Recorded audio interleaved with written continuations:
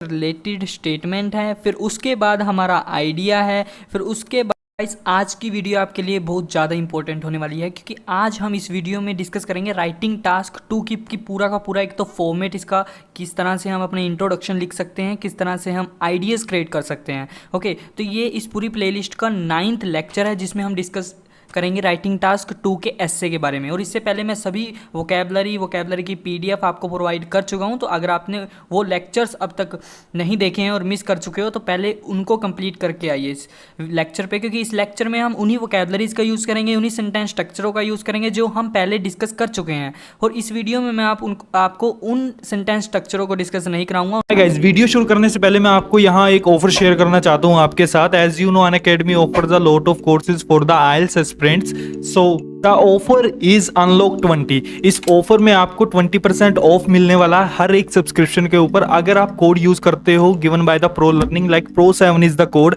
अगर आप ये कोड यूज करते हो तो आपको 20% फ्लैट ऑफ मिलने वाला है, और ये ऑफर सिर्फ और सिर्फ 19 मई तक वैलिड रहने वाला है। तो प्लीज हरी अप, अपना भी सब्सक्रिप्शन लेना चाहते हो अगर आप अनअकैडमी का for the IELTS speaking, reading, writing, speaking.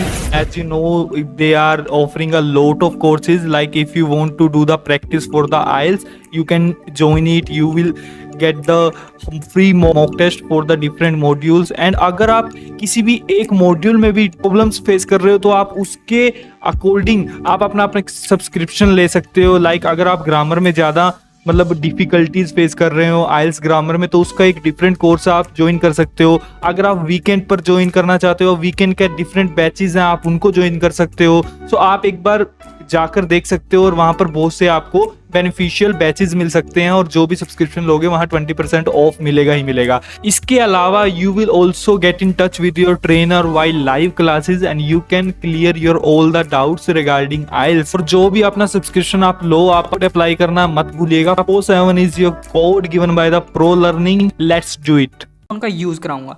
Okay, तो सबसे पहले तो जो मैंने आपको बताया था कि जो राइटिंग टास्क 2 आइल्स में हमारे पास टॉपिक्स कौन कौन से आते हैं, तो उसमें एजुकेशनल का एक टॉपिक था। तो एजुकेशन के ऊपर भी इसमें से आपके सभी आइडियाज़ बन जाएंगे।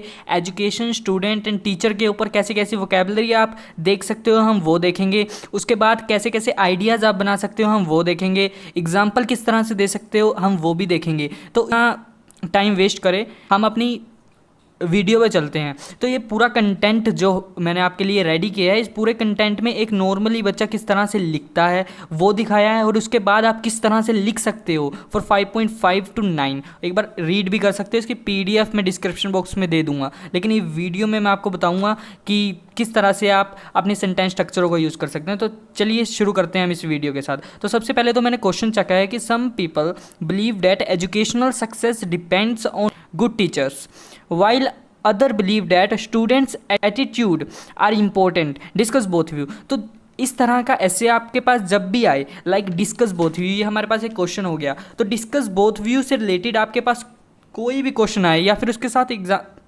ये भी क्वेश्चन आ सकता है कि गिव योर ओपिनियन। आपको ओपिनियन किस तरह से देना है वो भी आपको बताऊंगा कि ओपिनियन आपको इंट्रोडक्शन में देना है, कंक्लूजन में देना है, क्योंकि मेरे पास इंस्टाग्राम पे बहुत से मैसेज आ रहे थे कि सर इन सभी टॉपिक्स के ऊपर आप वीडियो क्रिएट कीजिए, और मुझे करनी भी थी। तो I think this is a great thing to create this video. This is a 9th lecture of our writing task 1 and task 2 preparation. Okay, so some people believe that educational success depends on good teacher, कि कुछ लोगों का कहना यह है कि educational success है जो वो डिपेंड करती है गुड टीचर के ऊपर। वाइल का मतलब यहाँ जबकि, मतलब कि यहाँ कंट्रास्ट हो रहा है कि दो आइडियाज़ किसी भी जर्नल 2 आइडियाज़ हैं उसको कंट्रास्ट कर रहे हैं, तो हमने वाइल का यूज़ किया। इन क्वेश्चन में मैं आपको बता रहा हूँ, क्वेश्चन में ही वाइल का यूज़ किया। अदर बिलीव डैट, और कुछ अदर मतलब कि दूसरे सोचते हैं that students attitude are important, कि स्टूडेंट का जो एटीट्यूड है, लर्निंग एटीट्यूड है, वो भी इंपॉर्टेंट है। डिस्कस बोथ व्यू का आपको सबसे पहले मैं फॉर्मेट बताऊं तो डिस्कस बोथ व्यूज़ में आप किस तरह से लिख सकते हो। तो सबसे पहले हमने अपने इंट्रो पे फोकस करना है, उसके बाद हम BP1, ओके, BP2, फिर कंक्लूजन। ये हमारा सिंपल सा एक फॉर्मेट है जिससे हम अपना ऐसे राइट करते हैं। आपको पता ही होगा अगर आप आइल्स कर रहे हो तो। इसके बाद इंट्रो में हम क्या क्या लिखते हैं वो डिस्कस करेंगे। BP1 में आप क्या लिखोगे, one side. Okay, one side लिखोगे। वन साइड यानी कि एक आइडिया, पहला आइडिया जो भी होगा आप वो BP1 में लिखोगे एंड सेकंड साइड आप BP2 में लिखोगे। ओके, अपने ओपिनियन कैसे देना है, तो ओपिनियन आपको कंक्लूजन में देना है। किस तरह से अपना ओपिनियन देना है वो हम कंक्लूजन में डिस्कस करेंगे। तो ये हमारा पूरा का पूरा फॉर्मेट हो गया डिस्कस बोथ व्यू का। ओके, तो डिस्कस बोथ व्यू के ऊपर कैसे भी आए, ओके, कैसा भी क्वेश्चन आपके पास आए तो इसकी डिस्कस बोथ व्यू की थीसिस कैसे लिख सकते हैं, इसमें थीसिस भी हम डिस्कस करेंगे। तो थीसिस किस तरह से लिख सकते हैं, अलग अलग वे हैं उसके भी लिखने के, तो आपको जैसा आपको ठीक लगे आप वैसा लिख सकते हो। लेकिन वीडियो को शुरू करते हैं इस एस्से के साथ। इसमें जैसी वोकैबुलरी यूज़ हो रही है साथ ही साथ डिस्कस करते रहेंगे, या पूरा एस्से को एक बार समझने के बाद डिस्कस करेंगे, जैसा भी हो। ओके, तो irrefutably it is debatable argument that. सबसे पहले तो इरफेटेबली मैं आपको रिकमेंड करूँगा कि आप इरफेटेबली का यूज़ ज़रूर कीजिए। इरफेटेबली का मतलब होता है ट्रूली, कि ये सच्चाई है, ये पूरा एस्से जो भी मैं लिख रहा हूँ वो सच्चाई है। Okay, irrefutably it is debatable argument that. यहाँ हमने देखा क्वेश्चन में हमने देखा कि वाइल, वेयर एज का यूज़ हो रहा है, वाइल का यूज़ हो रहा है, ये सभी कंट्रास्ट करते हैं दो आइडियाज़ को। तो जब भी कोई दो आइडियाज़ को कंट्रास्ट करे तो उसका मतलब है ये एक आर्ग्यूमेंट है। ओके, आर्ग्यूमेंट मतलब कि डिबेट है, डिबेट भी हो सकती है एज अ। ओके, तो डिबेट के लिए हमने किया it is a debatable argument that. और आप भी इसका यूज़ कर सकते हो जब भी आपको दिखे कि दो आइडियाज़ के बीच में हाउएवर यूज़ हो रहा है, वाइल यूज़ हो रहा है, वेयर एज यूज़ हो रहा है। ओके, तो irrefutably it is debatable argument that. अब आपके पास आता है कि आप या तो जर्नल लाइन दो या फिर डायरेक्ट पैराफ्रेज कर दो। ओके, अब जर्नल लाइन आप किस पे दे सकते हो, तो उसके लिए कीवर्ड्स होते हैं। कीवर्ड्स कैसे देखोगे आप, तो इसमें साफ साफ लिख रखा है सम पीपल बिलीव डैट, या तो एजुकेशन के ऊपर बात हो रही है, या टीचर के ऊपर हो रही है, या स्टूडेंट के ऊपर। तो इन तीनों में से आप कोई भी अपनी थीसिस दे सकते हो, जर्नल लाइन दे सकते हो। ओके, जर्नल लाइन किस तरह से दोगे वो भी आपको बताऊंगा कि एजुकेशन के ऊपर कैसे दे सकते हो, टीचर्स के ऊपर क्या लाइन दे सकते हो, स्टूडेंट के ऊपर क्या दे सकते हो, लेकिन वो हम बाद में डिस्कस करेंगे। ओके, मतलब इसी वीडियो में एंड में डिस्कस करेंगे टीचर के ऊपर कैसे कर सकते हो। तो refutability is a debatable argument that several individuals opine that. Opine मतलब कि यहाँ पर मैंने सीधा बिना जर्नल लाइन को टच करे मैंने यहाँ सीधा ही पैराफ्रेज कर दिया, आप ऐसा भी कर सकते हो डायरेक्ट पैराफ्रेज। सम पीपल को मैंने चेंज किया सर्वल इंडिविजुअल्स। ओके, बिलीव को चेंज किया मैंने ओपाइन, आप ओपाइन कर सकते हो, आर्ग कर सकते हो। ओके, इसके ऐसे बहुत से हैं। ओके, आर्ग्यू कर सकते हो। ओपाइन डैट वो भी आपको बता दूंगा। Opine that mentors play the part and partial role in the people's life. Okay, to acquire का वर्ड का यहाँ यूज हो रहा है। एक्वायर का मीनिंग क्या है, एक्वायर का मीनिंग है गेट करना। ओके, कुछ प्राप्त करना। तो part plays the part and partial हमारे पास एक ईडियम हो गया, आप इसका यूज़ कर सकते हैं इंपॉर्टेंट के लिए। और एक चीज़ और, ये सभी वोकैबुलरी जो मैंने इसमें यूज़ की है और करने की कोशिश की है वो सभी मैं आपको मेंशन कर चुका हूँ, तो इसलिए ही मैंने इन वोकैबुलरी का यूज़ किया है ताकि आप उस सभी वर्ड्स के साथ फैमिलियर हो जाए। ओके, तो अब तक आपने वो वोकैबुलरी नहीं देखी है तो मैं आपसे यही कहूँगा कि आप सबसे पहले तो वो वोकैबुलरी अपनी नोटबुक पे उतार लीजिए, उसके बाद ये वीडियो देखिए, क्योंकि इस वीडियो में उन्हीं वोकैबुलरी का यूज़ हो रहा है और उसका लिंक मैं डिस्क्रिप्शन में दे दूँगा या आप आया भी देख सकते हो। Okay, irrefutably it is a debatable argument that several individuals opine that mentors play the. तो आप कई स्टूडेंट्स में जो कमेंट में लिखेंगे कि आप प्लेज आना था यहाँ पे। ओके, तो यहाँ प्लेज नहीं आएगा क्योंकि मैंने मेंटर नहीं मेंटर्स लिखा है। और जैसा कि हमारा सेंटेंस स्ट्रक्चर है प्रेजेंट इंडेफिनिट का, तो उसमें अगर सब्जेक्ट प्लूरल हो तो वर्ब सिंगुलर आती है, और अगर सब्जेक्ट सिंगुलर हो तो वर्ब प्लूरल होगी। Okay, that mentors play the part and partial role. अगर यहाँ एक हो सिंगुलर हो मेंटर तो यहाँ एस आता है। ओके, और ऐसा आपको जरूर लगाना पड़ेगा और आप ऐसा भी कर सकते हो। Okay, mentors play the part and partial role in the pupil's life. Pupil यहाँ स्टूडेंट का यूज हो रहा है, यहाँ मैंने प्यूपिल का यूज किया। Okay, pupils life to acquire the academic breakthroughs. यहाँ ब्रेक थ्रोज का यूज किया। ब्रेक थ्रो को आप क्या कह सकते हो, अचीवमेंट कह सकते हो, अचीवमेंट कह सकते हो, सक्सेस कह सकते हो आप। ओके, तो ये जो भी मैंने ब्रेक थ्रो से पहले बताया, ये मैंने सबसे पहला आइडिया इनका जो पैराफ्रेज किया, जो भी इन्होंने पहला आइडिया अपना देखा था, जैसे कि some people believe that education success depend on good teacher, कि जो एजुकेशन है वो गुड टीचर, अच्छे टीचर के ऊपर डिपेंड करती है। तो रिफटेबली मैंने वही सब कुछ किया कि सर्वल इंडिविजुअल्स ओपाइन दैट, कुछ इंडिविजुअल्स हैं जो ऐसा सोचते हैं, mentor play the part and partial role in the people's life, कि जो टीचर्स हैं वो बहुत ज़्यादा इंपॉर्टेंट रोल प्ले करते हैं एक स्टूडेंट्स की लाइफ में, to acquire the academic achievements. Okay, या ब्रेक थ्रोज, कि उनको अच्छी अच्छी मतलब कि एकेडमिक सक्सेस के लिए। ओके, हाउएवर यहाँ इन्होंने वाइल का यूज़ किया, मैंने हाउएवर का यूज़ किया है। ये सभी वर्ड्स मैं आपको बता चुका हूँ। Okay, however, nevertheless, nonetheless, okay, although, even though, ये सभी वर्ड्स का आप यूज़ कर सकते हो अपनी राइटिंग टास्क 2 में, और करना ज़रूर है। ओके, कंट्रास्ट के लिए, तो कंट्रास्ट के लिए हाउएवर का यहाँ यूज़ किया, मैं नॉनदलेस का भी यूज़ कर सकता था। रेस्ट ऑफ द मासेस, अब रेस्ट ऑफ द यहाँ इन्होंने यूज़ किया है अदर्स। ओके, अदर्स की जगह मैं क्या यूज़ कर सकता था, तो मैंने यहाँ यूज़ किया rest of the masses. Masses का मतलब यहाँ पर पीपल है। ओके, पीपल या मैं या पीपल, इंडिविजुअल्स आप कह सकते हो। रेस्ट ऑफ द मतलब जितने बचे हुए अब पीपल हैं जो भी ये सोच रहे हैं। क्लेम डैट, आप क्लेम लिख सकते हो बिलीव की जगह। मैंने बहुत से वर्ड बता दिए आपको, लेकिन आप 2 ही कोई याद कीजिए। अगर क्वेश्चन में वो वर्ड याद मतलब यूज़ हो रहा हो तो उसको चेंज करने की कोशिश कीजिए। तो 3 मैं 3 ही आपको सजेस्ट करूँगा कि 3 तो याद कीजिए कम से कम। ओके, ओपाइन हो गया हमारे पास, क्लेम हो गया हमारे पास, ओके, बिलीव हो गया हमारे पास, और अर्ग हो गया हमारे पास, एंड आर्ग्यू हो गया हमारे पास। तो देखते हैं, rest of the masses claim that the educational, आप ऐसे हाइफन का यूज़ नहीं कर सकते, मैंने बस आपको शो करने के लिए किया है, आप ऐसा बिल्कुल नहीं कर। Okay, educational achievements totally depend on the students learning attitude. तो क्वेश्चन में जो हमें कहा था उसी का यहाँ पर पैराफ्रेज हुआ है। ओके, आप देख सकते हो उसी का हमने यहाँ पे पैराफ्रेज किया है जो भी आपको क्वेश्चन में दिया था। क्वेश्चन में क्या दिया था कि while others believe that students attitude are important, कि स्टूडेंट का जो एटीट्यूड है वो इंपॉर्टेंट है। तो यहाँ भी मैंने वही डिस्कस किया है कि masses claim that the educational achievement totally depend on students learning attitude, कि जो एजुकेशनल अचीवमेंट्स हैं वो डिपेंड करती है स्टूडेंट के लर्निंग एटीट्यूड के ऊपर। ओके, उसके बाद मैंने थीसिस दिया जो मैं हाईलाइट करूँगा। ओके, ये आप लिख सकते हो, कॉपी पे लिख लो, और जो भी वोकैबुलरी इस एस्से में यूज़ हो रही है वो भी नोट डाउन कर लो। ओके, तो देखते हैं हमने थीसिस क्या यूज़ करी है। तो the essay would shed light on the valid stand points,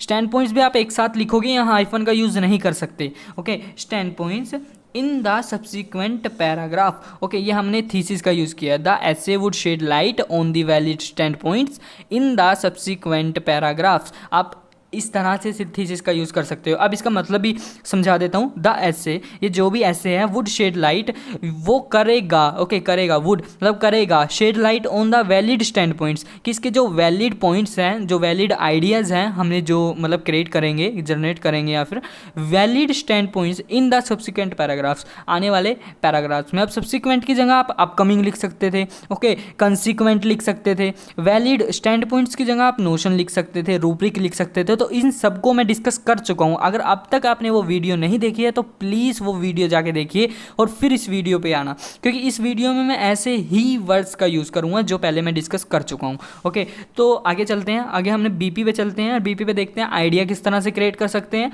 तो सबसे पहले तो हमारे पास जो बीपी में आने से पहले ओके एक जो मेन चीज़ हमारे पास आती है वो है topic related statement. Okay, topic related statement हम किस तरह से दे सकते हैं। टॉपिक रिलेटेड स्टेटमेंट का मतलब हमारे पास सबसे पहले समझना जरूरी है, क्योंकि टॉपिक रिलेटेड स्टेटमेंट हमारे बीपी 1 का पार्ट है एंड 2 का, जितने बीपी बनाए तो बॉडी पैराग्राफ का। ओके, बॉडी पैराग्राफ का सबसे पहला पार्ट हमारे पास टॉपिक रिलेटेड स्टेटमेंट है, फिर उसके बाद हमारा आइडिया है, फिर उसके बाद हमारा एग्जाम्पल है, फिर उसके बाद हमारा ओवरऑल है। ओके, कोई भी एक बीपी बनाओ तो उसमें ये 4 चीज़ें आपको ध्यान में रखनी है कि आप फुलफिल कर चुकी हैं उनको, क्योंकि एग्जामिनर आपका फॉर्मेट सबसे पहले चेक करेगा, उसके बाद सेकंड पे ओके फॉर्मेट के बाद आपका जो सेकंड पे चेक होगा वो होगी सेंटेंस। ओके, सेंटेंस स्ट्रक्चर या फिर फॉर्मेशन। ओके, ये 2 चीज़ें आपकी चेक होगी, फिर उसके बाद आपका आइडिया चेक होगा कि आपने क्या व्यू आपके इस इशू को लेके हैं या क्या पॉइंट्स आप डिस्कस करोगे। ओके, तो ये बॉडी का जो हमारा फॉर्मेट है पूरा का पूरा, हमने ये 4 चीज़ों का बिल्कुल ही अच्छी तरह से यूज़ करना है कि इन 4 चीज़ों के हम किस तरह से यूज़ कर सकते हैं थीसिस में। ओके, तो टॉपिक रिलेटेड स्टेटमेंट का मतलब क्या होता है। टॉपिक रिलेटेड स्टेटमेंट का मतलब होता है कि मैं पूरे बीपी में आपको क्या बताने वाला हूँ या बताने वाली हूँ, कि मान लो कि मैंने प्रॉब्लम डिस्कस करनी है तो मैं अपनी टॉपिक रिलेटेड स्टेटमेंट बनाऊंगा। हम कह सकते हैं there are a lot of reasons behind this 10 points behind this notion. Okay, the first and foremost is that the provoking factor is that the cardinal point to be consider is that. Okay, इस तरह से मैं अपनी topic related statement बनाऊंगा। अब इस एस्से के लिए मैंने क्या बनाई है वो देखते हैं। ओके, तो सबसे पहले to commence with the first school of thought. जब भी हमारे पास डिस्कस बोथ व्यू पे आएगा, ओके, बात जब भी डिस्कस बोथ व्यू पे आएगी या डिस्कस बोथ व्यू हमारा क्वेश्चन होगा, तो हम BP1 और BP2 के लिए यही थीसिस लाइनों का यूज़ करेंगे। Like to commence with the first school of thought. First school of thought का मतलब है जो फर्स्ट आइडिया हमें गिवन है, ओके, जो क्वेश्चन में हमें फर्स्ट आइडिया गिवन है उसके बारे में, the first school of thought. आगे क्वेश्चन देखते हैं एक बार, फर्स्ट व्यू क्या है आपको समझाने के लिए। Some people believe that educational success depends on good teacher, okay, कि जो सक्सेस एजुकेशनल सक्सेस है वो गुड टीचरों के ऊपर डिपेंड करती है। हमारा फर्स्ट व्यू ये है। अब इसके अकॉर्डिंग ही हमें आइडिया बनाना है कि इसका मतलब ये तो बहुत ज़्यादा आसान है यार, कि ऐसे ऐसे कोई भी क्वेश्चन आ जाए तो इनके बारे में positive point, only positive point, teacher के बारे में पॉजिटिव पॉइंट, कि हमारे लिए कि लोग ऐसा क्यों कहते हैं कि educational success depend on good teacher, कि एजुकेशनल सक्सेस है वो टीचर के ऊपर डिपेंड क्यों है, सिर्फ उसके पॉजिटिव पॉइंट, उसका हमें आंसर देना क्वेश्चन का, ओके। तो आइडियाज मेरे क्या है उसके प्रति, तो देखते हैं। To commence with the first school of thought, according to this first school of thought, teachers have the power to plant seeds of curiosity. अब इस लाइन को आप एज अ जनरल स्टेटमेंट भी यूज़ कर सकते हो इंट्रो में, okay, intro में यूज़ कर सकते हो इसी लाइन को आप, ठीक है, जो मैंने यहाँ पर यूज़ किया है कि teachers have the power to plant seeds of curiosity, कि टीचर के पास ऐसी पावर होती है कि वो क्यूरियोसिटी के बीज आपके दिमाग में या आपकी ज़िंदगी में बो सकता है, okay. And then not only का स्ट्रक्चर में हम डिस्कस कर चुके हैं लास्ट वीडियो में, ओके, तो इसी का यहाँ यूज़ किया है मैंने बहुत ज़्यादा, मतलब कि प्रैक्टिस के बाद ये सेंटेंस स्ट्रक्चर आपको दे रहा हूँ मैं। मतलब ऐसा है कि आप स्पीकिंग में भी और राइटिंग में भी अपने ये सेंटेंस स्ट्रक्चरों को यूज़ कर सकते हो, तो वो वीडियो आपके लिए इंपॉर्टेंट है। मैं मतलब कि रिकमेंड तभी करूँगा ये वीडियो आपको जब आपने वो देख ली होंगी, क्योंकि वो सभी की सभी वीडियो आपके लिए इंपॉर्टेंट है, जो भी लेक्चर हम कर चुके हैं अब तक, okay. They not only help, not only, अब हेल्प्स यहाँ मैंने क्यों नहीं लिखा, तो इसका रूल समझ लो कि सब्जेक्ट अगर हमारा प्लूरल होगा तो वर्ब हमारी सिंगुलर होगी, अगर हमारा सब्जेक्ट वो सिंगुलर होगा तो हमारी वर्ब प्लूरल होगी। प्लूरल का मतलब क्या है, इसके पीछे एस या ES लग जाएगा। तो सब्जेक्ट क्या है यहाँ हमारा, दे हमारा सब्जेक्ट है, तो क्वेश्चन मतलब जो सेंटेंस होगा उसमें क्या होगा, दे। अब हेल्प हमारी वर्ब होगी, तो वर्ब के पीछे कुछ भी नहीं, वो सिंगुलर होगी, तो help the students, okay, the students, ये हमारा ऑब्जेक्ट है, ओके। तो किस तरह से फॉर्मेशन किया वो भी ध्यान से देखिए। और पंचुएशन के ऊपर कई स्टूडेंट्स कह रहे थे पंचुएशन का मैं किस तरह से यूज़ करता हूँ वो बताऊँगा। मुझे इतना पंचुएशन का नहीं पता, लेकिन जितना पता है आप उससे अपना एक सेंटेंस फॉर्मेट कर सकते हो, ओके, पूरी फॉर्मेशन कर सकते हो अपने एक सेंटेंस की। तो किस तरह से मैं क्या करता हूँ, जहाँ भी WH family, okay, WH family के वर्ड का, या मान लो हाउ भी WH फैमिली में आता है, तो इन वर्ड्स का जहाँ भी यूज़ होगा उससे पहले, या फिर इस वर्ड का जहाँ भी यूज़ होगा उससे पहले एक कोमा होगा, ओके, या फिर जहाँ भी सब्जेक्ट आई यू जो भी हमारे पास सब्जेक्ट है उससे पहले एक कोमा होगा। और नाउन, जहाँ भी हम नाउन का यूज़ करेंगे उससे पहले हम एक कोमा का यूज़ करेंगे। सिर्फ इतनी ही पंचुएशन है जो हमारे IELTS राइटिंग टास्क 2 में इंपॉर्टेंट है, क्योंकि इस ऐसे को देख के आप बता सकते हो कि ऐसी ही पंचुएशन का यूज़ हो रहा है। को पंचुएशन कुछ ऐसी भी है जैसे हाउएवर, कुछ भी कनेक्टर के बाद, जो कनेक्टर है हमारे कनेक्टर के बाद हम कोमे का यूज़ करते हैं। तो ऐसे ऐसे तो बेसिक्स हैं, ये हम कर चुके हैं, ओके। तो ये आगे चलते हैं आइडिया पे। तो सबसे पहले आइडिया देखते हैं, teacher have the power to plant seeds of curiosity, और इसको किस तरह से और लिख सकते हैं वो भी आगे वीडियो में बताऊंगा। And they not only help the students to force का मतलब यहाँ पर क्या होगा, इसका मतलब यहाँ होगा क्रिएट करना, ओके, क्रिएट, तो क्रिएट बोल सकते हो आप, create the learning skills which are, which WH family, तो विच से पहले कोमा, जो, विच का मतलब यहाँ क्या है, जो, या डैट का यूज़ कर सकते थे, डैट से पहले भी कोमा लगा सकते थे आप, okay.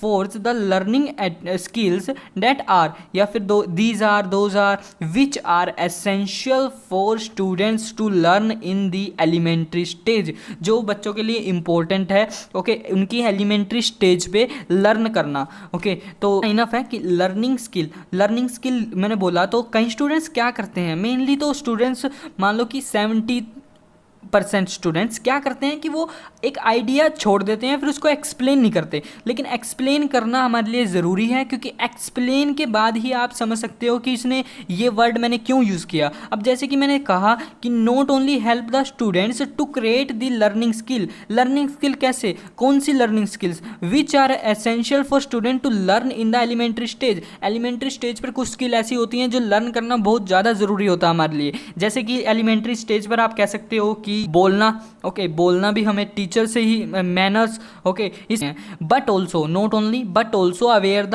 Offspring about their rights, और अपने राइट्स के बारे में भी अवेयर कराते हैं कि किस तरह की फ्रीडम है हमारे पास और किस तरह की मतलब क्या क्या राइट्स हैं एक ह्यूमन के पास। टू एग्जाम्पलीफाई, अब अपना एग्जाम्पल किस तरह से दे सकते हो। अब यहाँ तक मैंने एक्सप्लेन किया पूरा, तो एक्सप्लेन आपको समझ में भी आया होगा किस तरह से मैंने एक्सप्लेन किया। अब हम देखेंगे एग्जाम्पल, और एग्जाम्पल देने का एक सही वे क्या है, ओके किस तरह से अपना एग्जाम्पल दे सकते हैं। तो to exemplify a research of Oxford University state that, आप इसका यूज़ कर सकते हो। कई ट्रेनर कहेंगे आप इसका यूज़ नहीं कर सकते, तो मैंने अपने राइटिंग टास्क में ये यूज़ किया है और ये यूज़ किया करता था, और आपके सामने अभी भी मैंने यही यूज़ किया है, ओके। और आप इसका स्पीकिंग में भी यूज़ कर सकते हो क्योंकि मैंने किया था। To exemplify a research of Oxford University state that teachers are, okay. अब अपना एग्जाम्पल शुरू कर सकते हो। एग्जाम्पल शुरू करने से पहले आपको ये चीज़ बताऊंगा कि आपका एग्जाम्पल एक ट्रू, मतलब कि ट्रू किसी भी फैक्ट पे भी हो सकता है बेस्ड,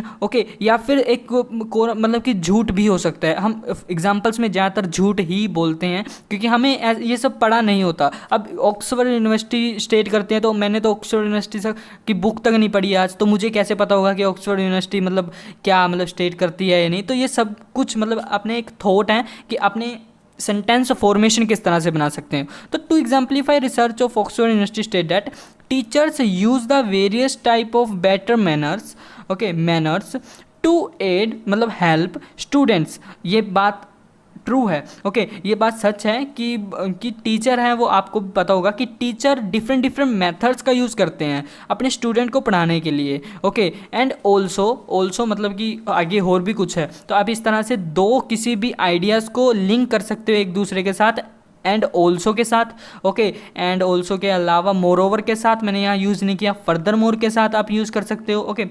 मैंने देखते हैं क्या यूज़ किया, better manner to aid students and also increase की जगह आप लिख सकते हो बूस्ट अप लिख सकते हो, boost up there confidence level, कि अपने मतलब जो कॉन्फिडेंस लेवल है उसको बूस्ट अप कर सकते हैं।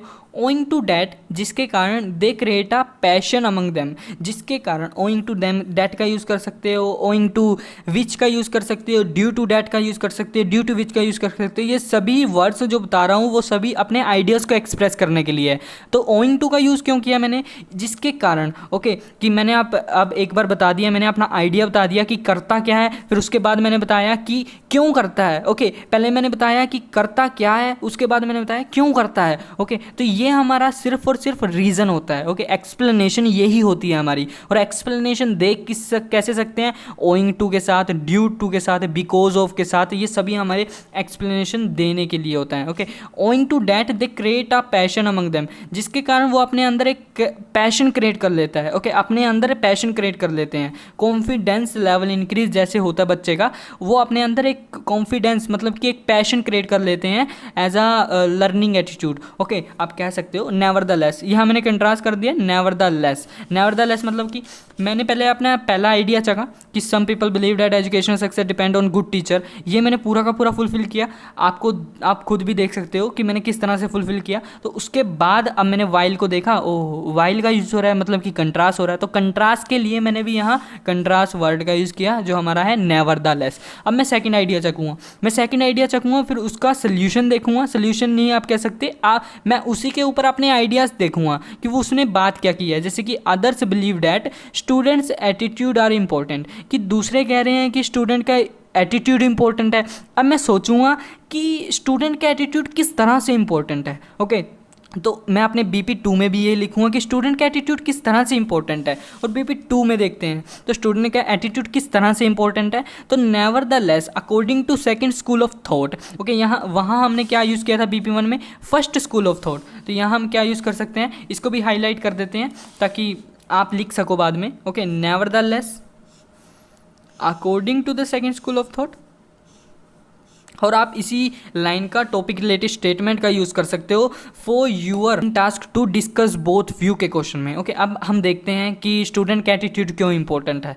तो मेरे दिमाग में जो सबसे पहला आया कि स्टूडेंट्स एटीट्यूड ऑल्सो नेसेसरी, कि वो खुद भी इम्पोर्टेंट है टुवार्ड्स देयर एकेडमिक स्टडी, उसकी खुद की एकेडमिक स्टडी के ऊपर। ओके, मान लो कि आप एग्जांपल देता हूँ कि मान लो कि अब आप ये वीडियो देख रहे हो। ओके, तो ये वीडियो आप देख रहे हो तो आपके अंदर कुछ एटीट्यूड होगा ना, लर्निंग एटीट्यूड, जो आपको बोल रहा होगा बार बार कि मुझे आइल्स करनी है, मुझे आइल्स करनी है, मुझे आइल्स करनी है। ओके, किसी का पेरेंट्स तो किसी पे जोर नहीं पा रहे ना, कि किसी का टीचर तो नहीं बता रहे ना कि आपको ये करनी पड़ेगी करनी पड़ेगी। ये आपके अंदर एटीट्यूड है, जो लर्निंग एटीट्यूड है, उसके कारण आप ये सब कर रहे हो। ओके, तो nevertheless according to second school of thought, students attitude also necessary towards their academic study. तो सिंपल सा आइडिया है यार, मैंने यही चखा है। अब मैंने एक आइडिया दे दिया, अब उसको एक्सप्लेन किस तरह से करूँ। एक्सप्लेन के लिए वर्ड्स होते हैं ड्यू टू, ओइंग टू, इसके सिनोनिम्स देख सकते हो, वोकैबुलरी देख सकते हो, गूगल पे इजीली मिल जाएगी, या फिर मैं भी आपको बता दूंगा because of which.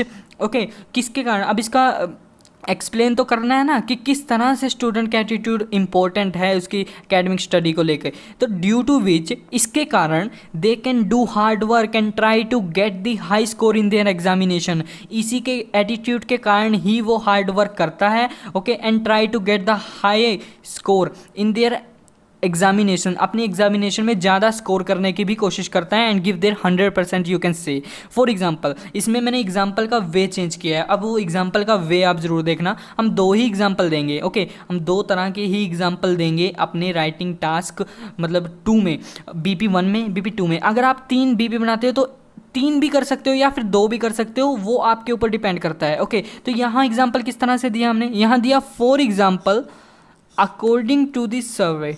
Okay, it can be found that, ये फाउंड किया गया है। It can be manifested that, जैसे पिछली वीडियो में मैंने आपको बताया था, it can be manifested that you can say. Okay, तो यहाँ हमने यूज़ किया to exemplify a research of Oxford University state that. Okay, ये हमारा फर्स्ट वे है एग्जाम्पल देने का।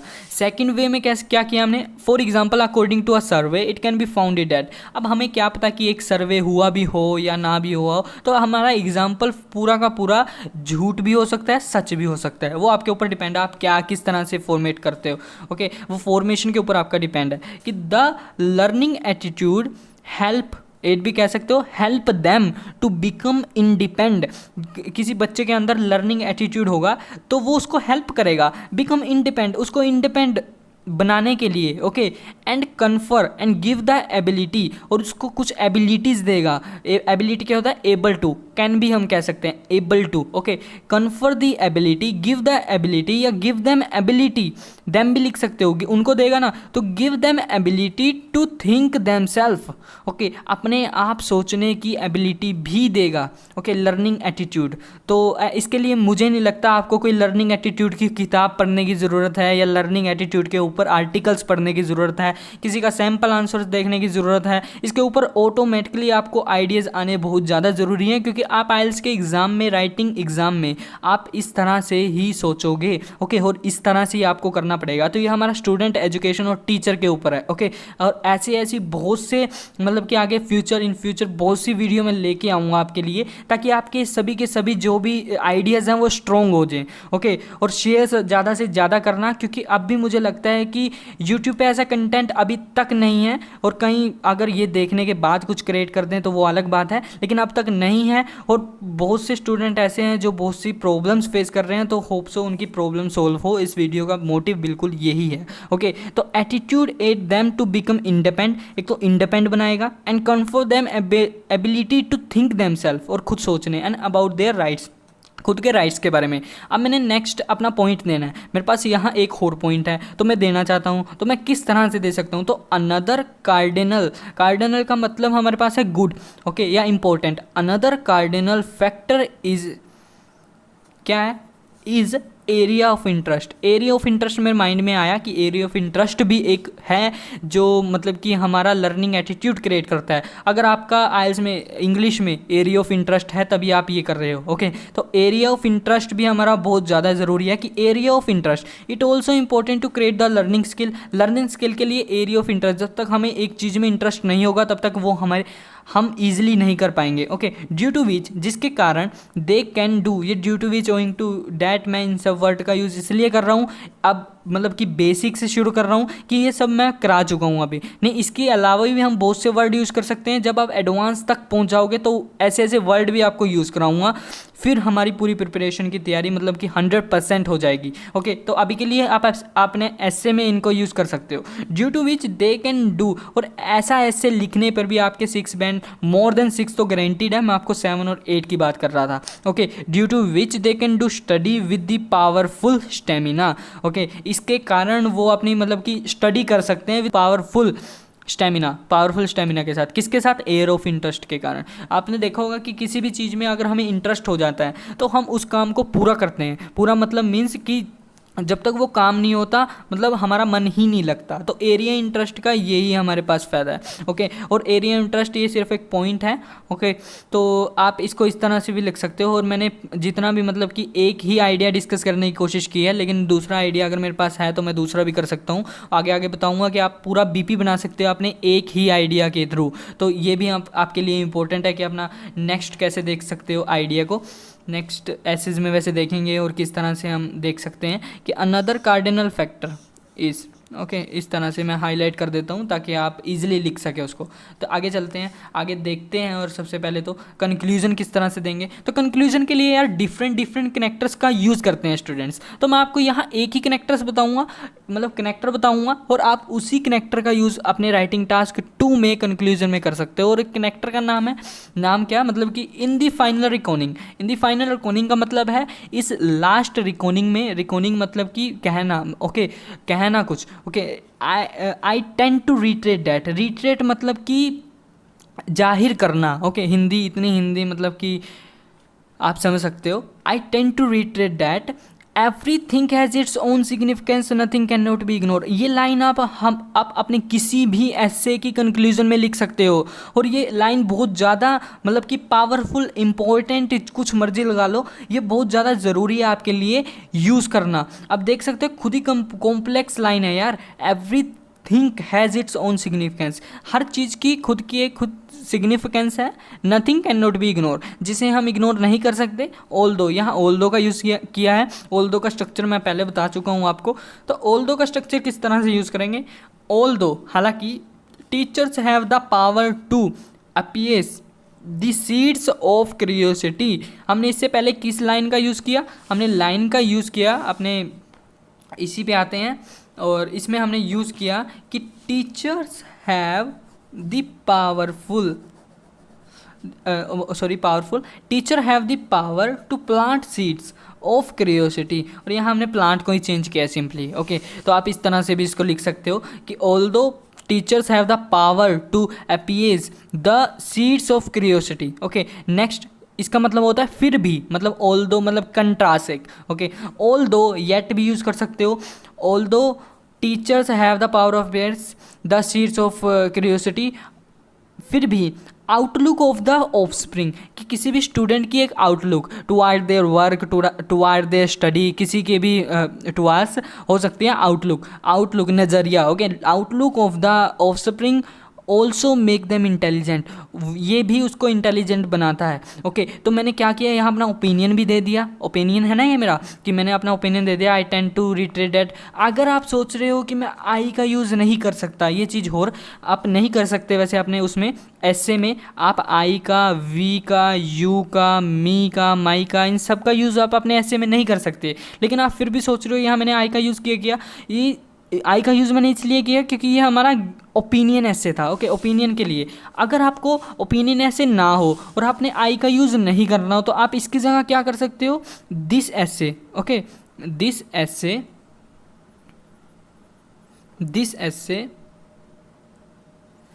ओके, दिस ऐसे टेंड टू रिट्रेट दैट, कि ये पूरा ऐसे आई की जगह। ओके, आई की जगह आप ये लिख सकते हो दिस ऐसे।